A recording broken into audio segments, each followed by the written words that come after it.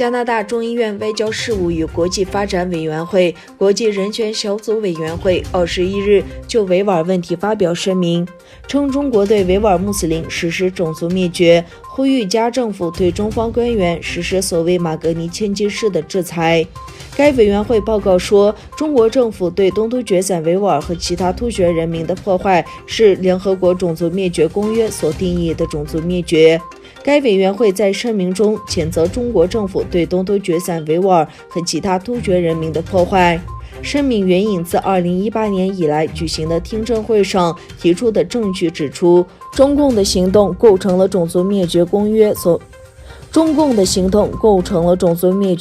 中所描述的种族灭绝罪。委员会的决定基于通过大规模拘留和不人道待遇、强迫劳动、广泛的国家监视、人口控制和镇压来控制的证据和证人的证词。在声明中，敦促加拿大政府谴责并承认中国对维吾尔族和突厥族的行径是种族灭绝，对中国当局施加制裁，并与盟国和多边组织合作，以无限制地进入东突厥斯坦。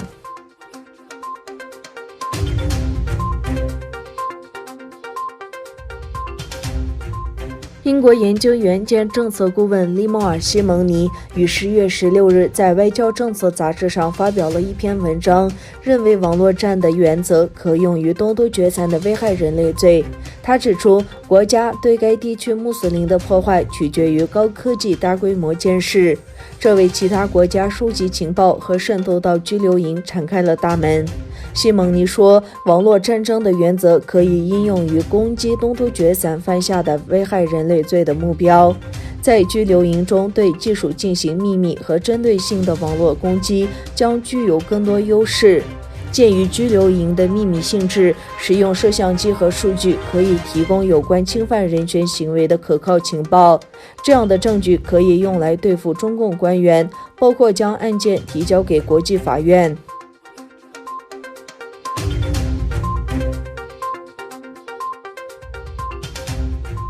美国国务卿蓬佩奥星期三宣布，国务院又将6家在美国运作的中华人民共和国宣传机构定为外国使团。蓬佩奥星期三在国务院举行的新闻发布会上宣布，将一财全球、解放日报、新民晚报、中国社会科学报、北京周报和经济日报指定为外国使团。这使得今年被指定为外国使团的中国媒体机构数量达到15家。蓬佩奥说，此举是反击中国共产党在美国的宣传努力的一部分，称这些被指定的中国媒体被一个外国政府实际性的拥有或者是有效控制。美国国务院同天发表的声明说，过去10年来，尤其是在习近平总书记任职期间，中国共产党对中国国家支持的宣传机构实行了更大的控制，同时试图把它们装扮成独立新闻机构。习总书记自己曾宣称，党的新闻舆论媒体都要体现党的意志，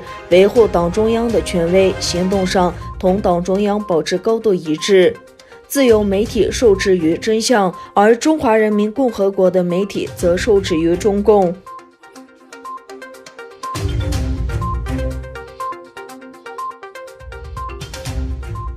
美国国务院批准了3项可能向台湾出售的武器的方案。国防安全合作局星期三就此通知了国会。美国国防安全合作局对这笔交易发表了3份独立声明，并表示有关此问题的通知已交付给美国国会。美台商业协会星期三发表声明，对这3笔军售案表示欢迎。其中一批武器包括11个 M142 高机动火箭炮系统及相关设备，据估计价值为4亿3610万美元。另一批武器包括135枚增程型防区外对地攻击导弹及相关设备，据估计价值逾10亿美元。第3批武器包括6个 MS-110 侦察吊舱及相关设备，据估计价值为3亿6720万美元。